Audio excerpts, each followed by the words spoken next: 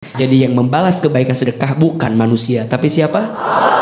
Matematika manusia enggak ketemu, tapi matematika Allah, sekali engkau memberi, Allah akan ganti 10 kali lipat, bahkan lebih daripada 10 kali lipat. Insya Allah.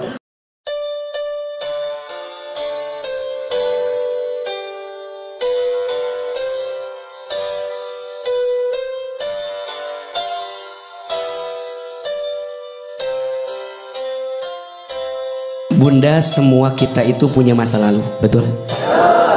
Masa lalu itu kadang bukan untuk dilupakan, tapi untuk diambil pelajaran sebagai cerminan untuk kebaikan di waktu yang akan datang. Manusia itu akan hidup di 3 waktu: 1 masa lalu, 2 masa kini, 3 masa depan. Masa lalu sudah berlalu, jangan terlalu disesali. Orang yang tidak akan bahagia adalah orang yang masih menghidupkan masa lalunya, padahal dia sudah pergi dalam kehidupannya. 2 masa kini sedang kita jalani.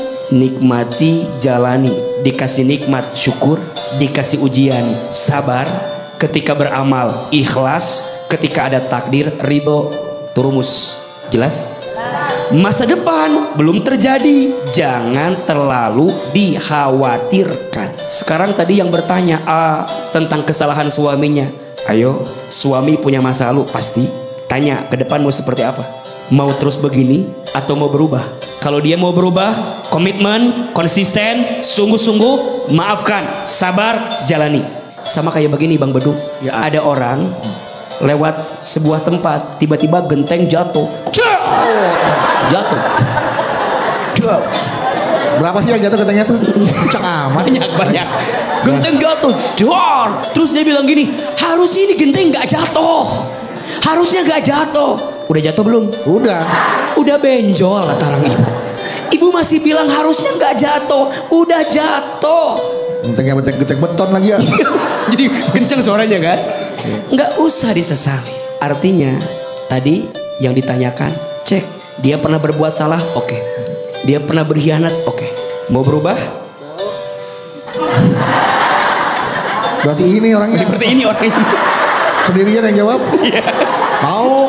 Mau berubah?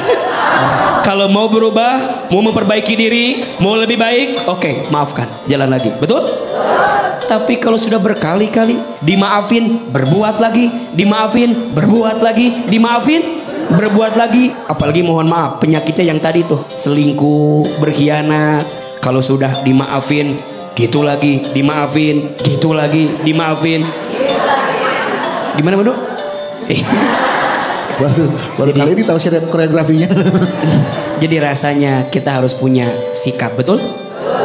Jangan sampai cinta bertepuk sebelah tangan. Kita sibuk mempertahankan, tapi dia sibuk menyakiti perasaan. Iya apa iya? Betul apa betul? Mudah-mudahan rumah tangga kita Allah jaga dalam kebaikan. Amin, amin ya robbal alamin. Kadang yang paling berat saat orang menghina itu bukan menghina kita, tapi menghina orang tua kita. Orang tua kita yang dihina, kita yang sakit hati. Wajar tidak? Manusiawi, wajar. Maka kemudian Bunda tadi bertanya, ketika ibu saya dihina, saya yang sakit hati, saya yang marah. Ibu sabar, betul? Ibu kuat, tapi kita anak kadang gak kuat, betul? Sampai kemudian kita berdoa kepada Allah, semoga Allah membalas orang yang menyakiti ibu kita. Apakah doa orang yang terzolimi itu dikabulkan Allah? Iya. Salah satu doa yang mustajab adalah da'watul mazlum, doanya orang yang sedang tersakiti.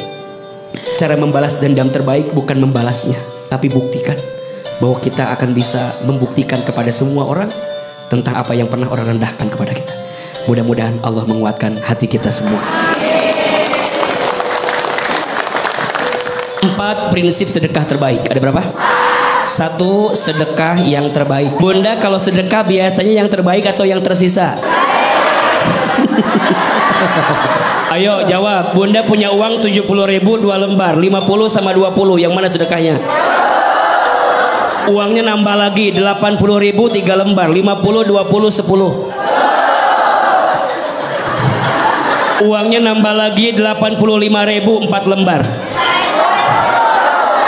Uangnya nambah lagi 87.000 5 lembar. 50, 20, 10, 5.000, 2.000. Ingat, itu bukan prinsip sedekah yang terbaik, betul? 2, sedekah harus ikhlas. Mengharap balasannya bukan dari orang yang kita sedekahi, tapi balasannya dari siapa? Jadi ibu nggak boleh bilang kayak tadi, Bang Bedu saya kasih 20.000. Kasih 100.000 lagi ya. 20.000 kasih buat saya. Ya. Balikin berharap 10 kali lipat. Balikin. 20 kali 100, 20 kali 10, 200.000. Sama kau lagi 80. Untung banget bu. 280.000. Jadi ibu berbuat baik ke Bang Bedu, jangan berharap kebaikan dari Bang Bedu, tapi dari siapa? Ya Allah. Jelas apa jelas? 3, tidak boleh mengungkit-ngungkit kebaikan sedekah. Contoh, dulu Bedu, kalau bukan saya yang ngasih makan, nggak bakal begitu. Gimana nggak begini dikasih makannya tumpang bu? Jadi diungkit kebaikan, nggak boleh. Orang yang suka ngungkit kebaikan sama seperti orang yang lagi bikin rumah-rumahan di pasir, tiba-tiba datang apa? Ombak. Habis tidak? Hancur tidak? Hilang tidak? Bunda jangan suka ngungkit kebaikan. Kalau nggak ada,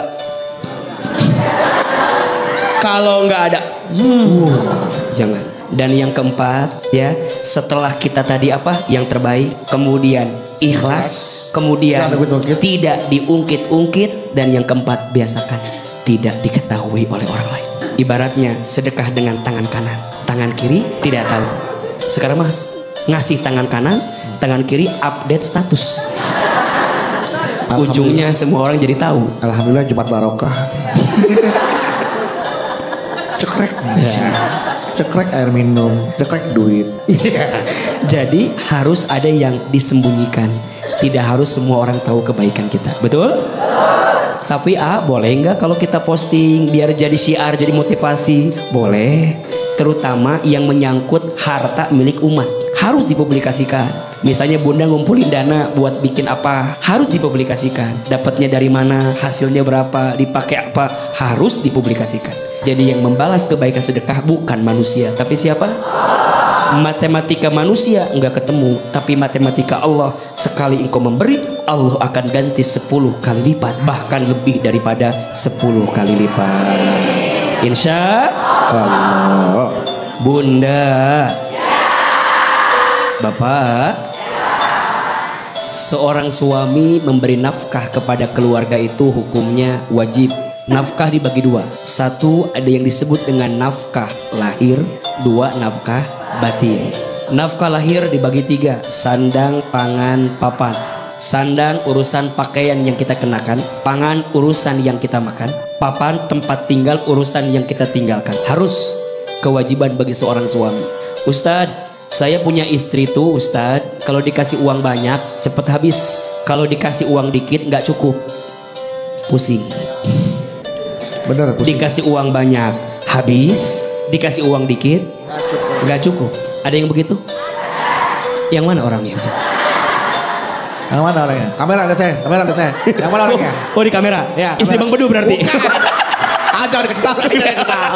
Jangan dibocorin, ini bocorin.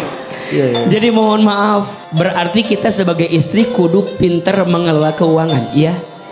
Tapi sekarang mohon maaf, boleh jadi yang nanya tadi punya istrinya agak sulit mengelola keuangan. Boleh nggak dijatah sama suami? Boleh. Maka lihat dulu kondisinya. Boleh jadi seorang suami memang ngasih jatah itu karena tahu karakter istrinya sulit mengelola keuangan. Suka nggak kuat, ada promo online dikit, belanja, check out. Padahal kebutuhan keluarganya yang lain masih ada. Betul? Boleh dijatah? Harus dijatah? Harus. Suami itu menolong dan menjaga ibu istrinya agar tidak mengelola keuangan dengan cara yang buruk. Betul apa betul? Iya apa iya? Tapi istri saya mah pandai ngelola keuangan teh. Kalau banyak hemat, kalau dikit cukup. Kalau begitu mah serahkan semua kepada istri. Kalau istrinya begitu ya? Kalau istri yang begitu, Makanya ibu sama suami minta nggak usah banyak, minta cukup aja. Pas mau beli skincare, beli tas baru Cukup. jalan-jalan Cukup. mau nonton BTV kesini Cukup. enak gak? Dah minta cukup aja, nggak usah minta banyak. Tepuk tangan buat ibu-ibu semua. Dan